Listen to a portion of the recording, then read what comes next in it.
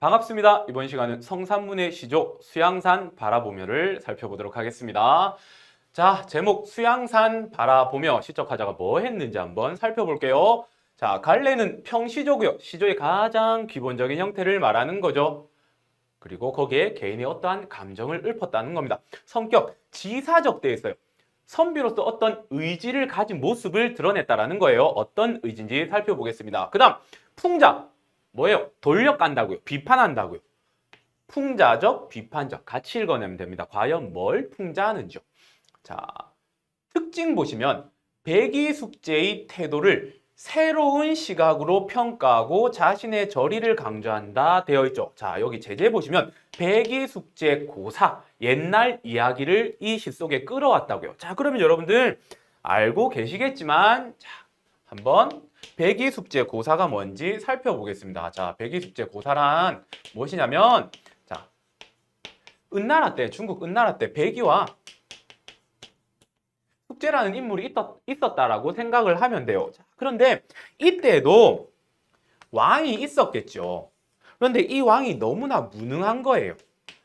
그래서 신하 중에 어떤 놈이요, 얘를 제껴버린 거예요. 흔히 말하는 쿠데타를 일으킨 거예요. 그래서 뭘 세우느냐? 주나라를 세워요. 주나라. 그러면 주나라 세운 놈이 세운 분이요, 왕이시니까 무왕이에요. 그런데 이 무왕이 백이숙제가 너무나도 뛰어난 능력을 가진 신하라는 걸 알고 있는 거예요. 그래서 회유하는 거예요.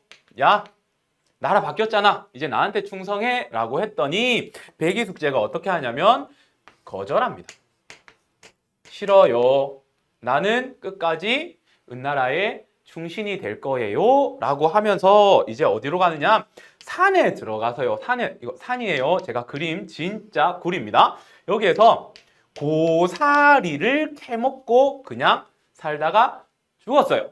이런 이야기가 백이숙제 고사예요. 그러면 이 백이숙제 고사를 통해서 뭘 드러낼까요? 충신으로서의 지조와 절개를 드러낸다라고 보시면 됩니다. 이해하기 쉽죠? 자, 그럼 다시 들어갑니다. 특징에 백이숙제의 태도, 지조와 절개의 대명사인 이 백이숙제의 태도를 새로운 시각으로 평가한다고. 이게 중요해요. 이 시조에서는 어떻게 새로운 시각으로 평가했는지 그걸 찾으시면 되고요. 다음 중의법, 하나의 단어나 문장에 둘 이상의 뜻이 쓰여져 있는 거예요. 다음 서리법, 의문형이지만 모르는 것을 묻는 것이 아니라 자신의 의지를 강조하기 위해 사용하는 방법이라고요. 이걸 통해서 자신의 지조, 절개를 부각시켰다고요. 그래서 주제가 죽음을 각오한 굳은 지조와 절개라고요. 지조와 절개를 지키기 위해서는 죽음을 강조해야 합니다. 자, 보겠습니다. 자, 이 시조 성산문이 지었다라고 이야기했잖아요. 자, 그러면 이 시조를 정확하게 이해하기 위해서는 이 시조가 쓰여진 역사적 배경을 여러분들 알고 있으셔야 돼요. 그래서 잠시만요. 다시. 자, 조선 역사에 쿠데타가 일어났어요. 되게 유명한 쿠데타예요. 그게 뭐냐면 세조의 왕위 찬탈이라는 쿠데타가 일어났어요. 찬탈이 뭐예요? 빼앗는다라는 거죠. 그러니까 세조라는 인물이 그때 당시 왕이 누구였냐면 단종이라는, 사실은 되게 어린 아이예요. 칠드런이라는 거죠. 그런데 이 세조를 다른 말로 수양대군이라고 하거든요. 수양대군.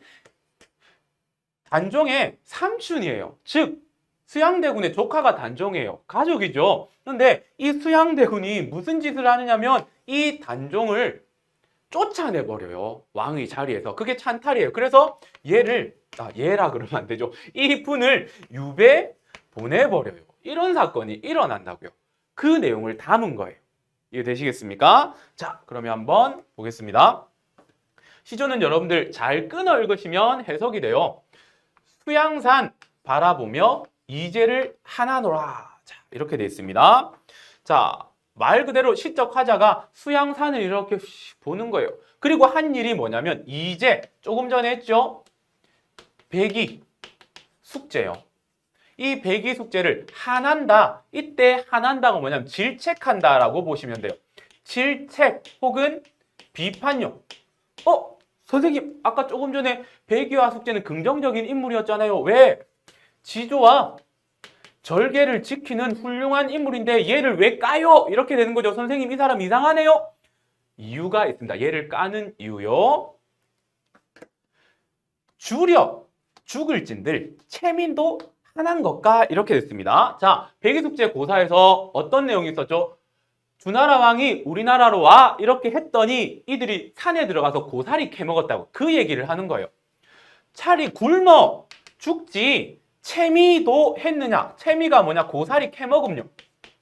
고사리를 캐 먹는다라는 뜻이에요. 즉, 풀 뜯어 먹었다라는 거예요. 아니, 산에 들어가서 풀 뜯어 먹을 수도 있지. 그렇다고 지조와 절개를 가진 충신을 까요? 그 이유가 완벽하게 밑에 나타납니다. 아모리 푸세 거신들 그 네 땅에 난나니 이렇게 됐습니다. 자, 요게 문제예요. 풀 뜯어먹은 거. 자, 아무리 푸세의 것인들 그게 뭐냐면 그냥 보잘것없는 음식, 풀떼기 이야기하는 거예요. 그 누구 땅에 나느냐 이게 중요한 거죠. 이게 질책하는 내용이에요. 왜? 너네 산에 들어갔잖아. 산에 들어가서 뭐 먹었어? 고사리 풀 먹었잖아. 이 풀 어느 나라 땅에 난 거야?